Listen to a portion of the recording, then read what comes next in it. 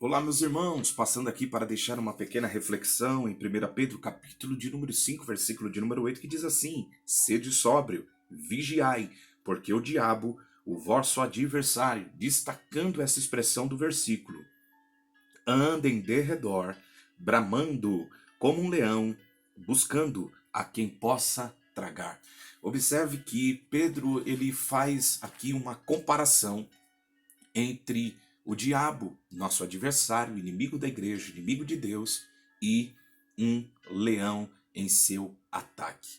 Nós sabemos que quando um leão ele vai atacar a sua presa, uma das maneiras em que ele faz é andar em derredor, buscando uma oportunidade, um deslize, um descuido, uma brecha para que ele possa então entrar em cena e pegar esta presa que ele deseja. Então ele sai com propósito, primeiro de observar, observando e achando uma oportunidade, então ele entra em ação. Pedro compara assim o nosso adversário, o diabo, o inimigo da igreja. E nós, então, precisamos estar sóbrio, precisamos estar apercebido. E eu quero então destacar aqui 3 oportunidades que nós não podemos dar no casamento para o diabo, o nosso adversário. Primeiro é a área sexual.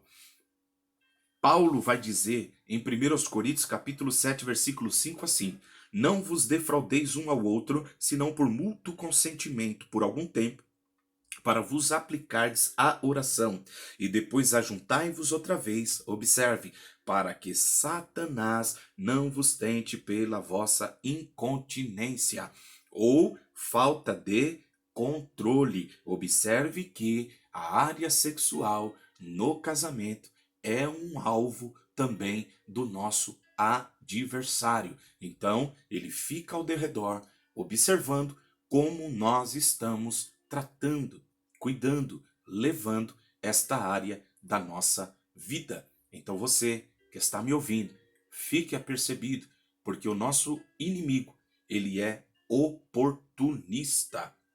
A segunda área que eu gostaria de destacar ou de chamar a sua atenção aqui é a área da raiva não resolvida. O que seria raiva não resolvida? Todos os casais nós temos dificuldade, nós temos discussões, né? Todo casamento ele tem as suas discussões. Eu acho até interessante uma frase do pastor Billy Graham, saudoso Billy Graham. Ele diz que todos os casamentos bem-sucedidos exigem ajuste, adaptação, cooperação, acordo e, de vez em quando, uma boa discussão.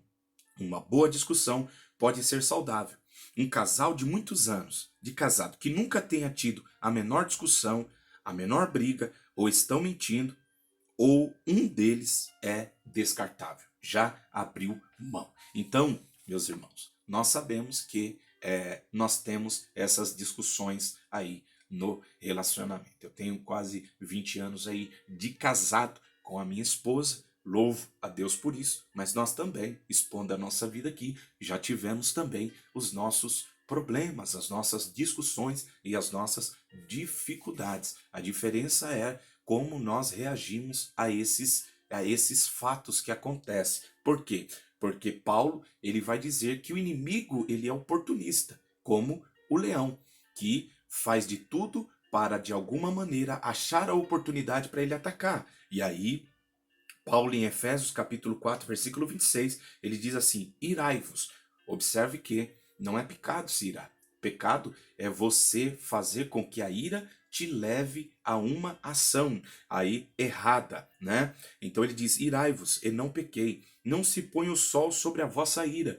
Paulo usa aqui o conceito judaico aí da virada do dia, né? Que por volta das 18, das 19 horas o sol se punha, então já iniciava o outro dia dentro da cultura dos judeus. Então ele estava falando, não leve esse sentimento de ira que você teve dentro do seu relacionamento conjugal para o outro dia. Por quê? Aí no versículo 27 ele diz: não deis lugar ao diabo. É esse leão que usa dessa oportunidade de uma ira não resolvida aí para gerar mágoas, para gerar ressentimento, esfriamento no casamento. Então, discussões fazem parte, mas nós não podemos fazer com que estas discussões sejam uma porta para que o diabo entre no nosso relacionamento. Terceira área aí que Satanás procura no nosso casamento, né? Ele usa de oportunista para, de alguma maneira também, destruir. Quando o homem, já falando mais para o homem, ele tem uma insensibilidade com relação à sua esposa, né? Então, o homem, ele tem uma estrutura completamente diferente da mulher. A Bíblia chama a mulher de vaso mais fraco.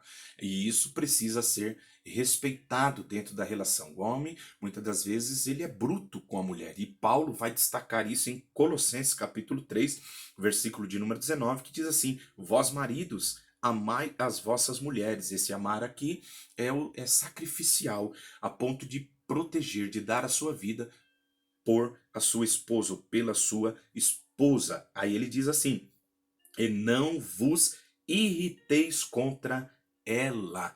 Porque esse irritar aqui que ele usa dentro do texto é ser áspero, é ser aqui bruto. Então, nós, marido, precisamos entender que as mulheres são mais sensíveis. E nós, então, às vezes, tratamos com palavras mais duras, palavras que machucam, palavras que ferem. E Pedro destaca no capítulo 3, versículo de número 7, que a maneira em que o marido também tratava a sua mulher, como ele habitava com ela, poderia trazer impedimento das orações. Versículo 7, igualmente vós maridos, coabitai com ela com entendimento. Ele diz, dando honra à mulher como vaso mais fraco, como sendo vós co-herdeiros da graça da vida, para que não seja impedida as vossas orações. Se o homem se torna insensível diante de algumas situações com a mulher pode se tornar indiferente. E é onde o inimigo da nossa alma, ele encontra uma oportunidade e ele ataca, destruindo com a vida conjugal. Por isso eu passo aqui e digo para você: seja sóbrio e vigilante. Não permita que o diabo encontre uma ocasião na sua vida.